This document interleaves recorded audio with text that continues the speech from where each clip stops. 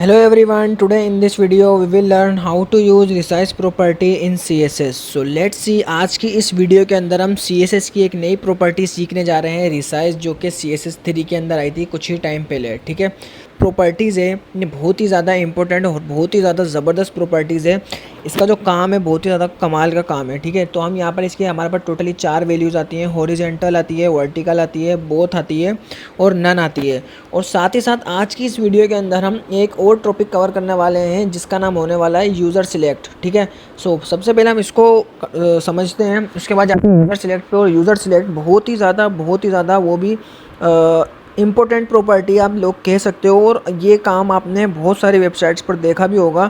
सो अभी इसको सबसे पहले हम एक काम करते हैं, VS कोड पे जाते हैं और इधर आके हम अपनी HTML फाइल बनाते हैं। उसके तो यहाँ पर मेरे पास मैंने एक HTML की बॉयलर प्लेट लगा दी है और इधर आकर मैंने लिख दिया कि रिसाइज, ठीक है, रिसाइज एंड यूज़र सिलेक्ट। ठीक है, जो आज हमारा टॉपिक है यूज़र सिलेक्ट।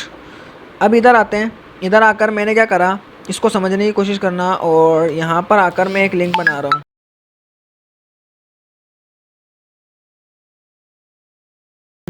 .css। ठीक है, स्टाइल .css मैंने बना लिया, और इधर आकर मैं यहाँ पर बोलूँगा कि डॉट बॉक्स। ठीक है, डॉट बॉक्स, और इधर मैं HCSS में आऊँगा और ये बोलूँगा कि डॉट, इसकी जो हाइट होगी, ठीक है, इसकी जो हाइट होगी, और इसकी मैं हाइट देने वाला हूँ 300 पिक्सल, और एक मैं इसकी विड्थ देने वाला हूँ 300 पिक्सल। ठीक है, यहाँ पर मैं एक इसके अंदर बॉर्डर लगाऊंगा 2 पिक्सल सॉलिड ब्लैक कलर का। ठीक है, इधर आके इसको देखते हैं कि कैसा नज़र आ रहा है। पेज को इधर एक दफ़ा रिफ़्रेश किया, सो यहाँ पर मेरे पास ये बॉक्स इस तरह का नज़र आ रहा है। मैं इधर आकर इसके अंदर कुछ कंटेंट ऐड करूँगा। ठीक है, इसमें आके कुछ कंटेंट मैंने ऐड कर दिया, तो ये मेरे पास कंटेंट डालने के बाद ये कुछ ऐसा नज़र आ रहा है। तो अभी इम्पोर्टेंट काम ये है, इस पर रिसाइज़ यूज़ करना है। ठीक है, देखो रिसाइज़ की जो है ना, यहाँ पर हमारे पास टोटली 4 वैल्यूज़ आती हैं, और इसके अंदर मैं आके सबसे पहले अगर मैं लगाता हूँ रिसाइज़, ठीक है, रिसाइज़ पहले लगाते हैं नन, मतलब रिसाइज़ नन का मतलब है कि भाई नन तो पहले मतलब कि ये हमारे पास रिसाइज़ लगी हुई नहीं है, नन तो बाद में होगा। ठीक है, अगर कहीं पे रिसाइज़ लगा हुआ है उसको नन कर सकते हैं। तो आप बोलेंगे भाई ऐसा कहाँ लगा हुआ होता है रिसाइज। ठीक है, लगा हुआ होता है, आपको पता नहीं है, मैं आपको बताऊंगा कहाँ लगा हुआ है, अभी एंड में बताऊंगा। ठीक है, सो यहाँ पर अभी देखो, अगर हम चाह रहे हैं कि इस बॉक्स को हम ऐसा बना दें कि कोई भी यूज़र हमारे इस बॉक्स को इसको पकड़ के छोटा बड़ा कर सके ईजीली। ठीक है, सो यहाँ पर हमारे पास अब आती है रिसाइज हॉरिजॉन्टल। अभी देखना कुछ होगा ही नहीं, यहाँ पे देखो कुछ हुआ नहीं हुआ। ठीक है, क्यों नहीं हुआ, क्योंकि इसके साथ हमारे पास एक और प्रॉपर्टी लगानी पड़ेगी, ओवरफ्लो ऑटो। ठीक है, अब ये मेरे पास अब होगा जो कुछ भी। इधर आप देखो, मैं जूम करता हूँ इसको, मैं इसको जूम करता हूँ और एंड की तरफ आता हूँ। इधर आप देख रहे हो, इधर मेरे पास, इधर देख रहे हो, ये एक रिसाइज का ऑप्शन आ गया, और ये करेगा क्या देखना, जैसे ही मैं इस बॉक्स के ऊपर इसको पकड़ के जो है ना, इसको हॉरिजॉन्टली इसको चलाऊँगा ना, देखो चल रहा है। ठीक है, लेकिन मैं नीचे की तरफ ला रहा हूँ, नीचे की तरफ नहीं आ रहा है, ये देख रहे हो, विड्थ की तरफ लेकर जा रहा हूँ, विड्थ पे तो जा रहा है, क्योंकि ये हॉरिजॉन्टली काम ये मेरे पास कर रहा है। ठीक है, हॉरिजॉन्टली काम कर रहा है मेरे पास ये। अब इसको हमारा यूज़र कोई भी इजीली पकड़ के काम कर सकता है। इसकी दूसरी वैल्यूज़ आती है, ठीक है, वर्टिकल। दूसरी वैल्यूज़ कौन सी है इसकी, वर्टिकल। अभी जैसे हॉरिजॉन्टल चल रहा था ना, अब चलेगा ये वर्टिकल। वर्टिकल में क्या होगा कि अब ये इस जगह नहीं जाएगा, अब ये नीचे की साइड पर आएगा। ठीक है, अब ये नीचे की साइड पर आएगा। अब फॉर एग्जांपल इसमें कोई कंटेंट है बहुत ज़्यादा, ठीक है, इसमें मैं और कंटेंट ऐड कर लेता हूँ, लोरेम 200 वर्ड्स। ठीक है, अभी क्या होगा, ये इस तरह का नज़र आ रहा है। अभी चाहे तो हम इसको इस तरह से चला सकते हैं, और अगर हम इसको पकड़ के यहाँ से ऐसे चलाएं तो यहाँ से भी इसको इजीली हम देख सकते हैं। ठीक है, मतलब अब हमारे पास 2-2 3-3 ऑप्शन होगा, हम आराम से रिसाइज कर सकते हैं अपने बॉक्स को, या हमारा यूज़र आराम से करना चाह रहा कर सकता है। हम यहाँ पर जैसे कि नन देखा, वर्टिकल देखा, इसी तरह से हमारे पास एक और आता है बोथ से आप समझ ही गए होंगे कि दोनों साइड पर हम जा सकते हैं, लेफ़्ट राइट का। देखो लेफ़्ट राइट पर हम अगर ले जाना चाह रहे हैं हमारे कंटेंट को, इजीली लेकर जा सकते हैं। ठीक है, मतलब हमारे यूज़र को हमने आसान बना दिया, इसी डिव को हम कर सकते हैं। अच्छा याद रखना, ये किसी टैग पे मतलब पी के टैग पे मत लगाने बैठ जाना, पी का टैग हो गया या बी का टैग हो गया उस पर नहीं काम करेगा, डिफ के ऊपर काम करता है ये। तो ये चीज़ ध्यान में रखनी है आप लोगों ने, ठीक है। ये मेरे पास रिसाइज़ हो रहा है मेरा बॉक्स, तो आप लोग इस तरह से भी इसको रिसाइज़ वाला बना सकते हो।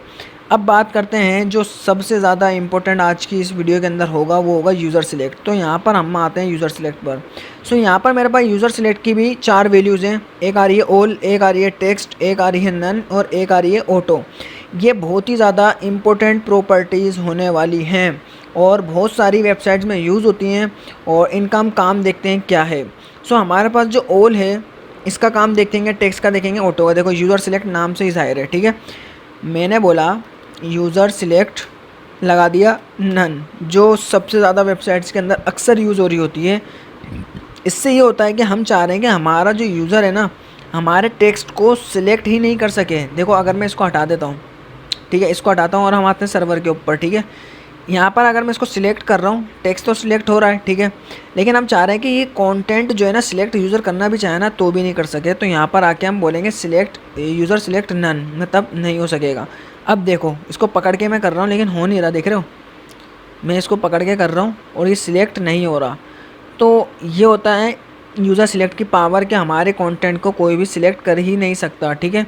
तो ये होता है नन।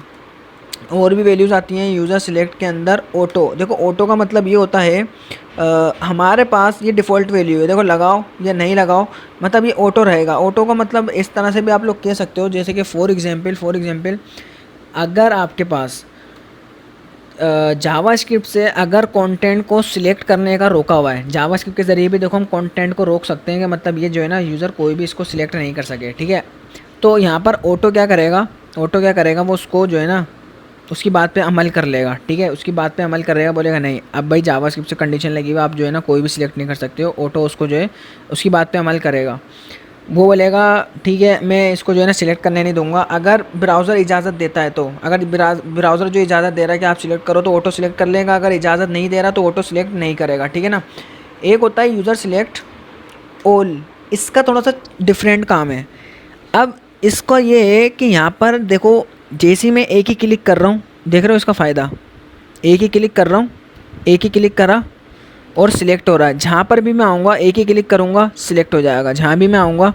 मतलब अगर फॉर एग्जांपल मेरे पास ये एक H1 होता, ठीक है, ये मेरे पास एक H1 होता और इसके अंदर एक हेडिंग डली हुई होती है रिसाइज़, ठीक है। अब मैं अगर इसके ऊपर एक क्लिक कर रहा हूँ नहीं हो रहा, देख रहे हो एक क्लिक कर रहा नहीं हो रहा, डबल क्लिक पर होगा, ठीक है, लेकिन यहाँ पर एक ही क्लिक पर हो रहा है, यहाँ पर डबल क्लिक करूँगा तब हो रहा है।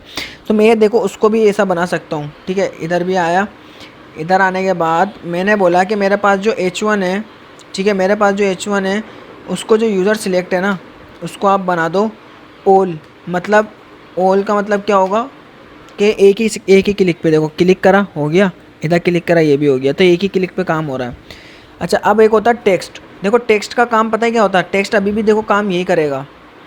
मैं आपको जो है यहाँ पर बताता हूँ, ये यूज़र ऑटो से थोड़ा सा उलट है ये, ठीक है ना। टेक्स्ट इसका काम थोड़ा उल्टा है, देखो सिलेक्ट तो ये भी करेगा, देख रहे हो सिलेक्ट तो ये भी करेगा बट सिंगल क्लिक पे नहीं डबल पे ही करेगा। यहाँ पर इसका देखो मसला ये है कि जो टेक्स्ट होता है ना, अगर जावास्क्रिप्ट से कंडीशन लगी हुई है कि आपके टेक्स्ट को कोई सिलेक्ट नहीं कर सकता तो ये टेक्स्ट सिलेक्ट करेगा फिर भी। बात समझ में आ रही है? मतलब अगर ब्राउज़र ने बोला हुआ कि आपके टेक्स्ट को कोई भी सिलेक्ट नहीं कर सकता तो ये बोलेगा नहीं मैं करवाऊँगा। तो इसका काम उलट है। ऑटो का काम क्या था, ये ब्राउज़र की तरफ से इजाज़त नहीं है, जावास्क्रिप्ट की तरफ से इजाज़त नहीं है तो सिलेक्ट करने नहीं देगा, ठीक है। अगर इजाज़त हुई तो करने दे देगा। यहाँ पर ये क्या ज़रूरी है करवाएगा ये, तो ये इसमें फ़र्क होता है, ये सिलेक्ट करवाएगा ही करवाएगा किसी भी सूरत के अंदर। सो आई होप ये आप लोगों को समझ में आ गया होगा कि यूज़र सिलेक्ट किस तरह से काम कर रहा है, कैसे प्रॉपर्टीज़ वैल्यूज़ काम कर रही हैं इसकी, और ये बहुत ही ज़्यादा इंपॉर्टेंट चीज़ होती है हमारी वेबसाइट्स के अंदर। तो आज की ये वीडियो बहुत ही ज़्यादा कमाल की रही होगी। तो अगर समझ में आया तो वीडियो को लाइक कर देना, चैनल को सब्सक्राइब कर देना, और अगर कुछ पूछना हो तो कमेंट सेक्शन में आप पूछ सकते हो। मिलते हैं हम अपने नेक्स्ट वीडियो में, जब तक के लिए गुड बाय।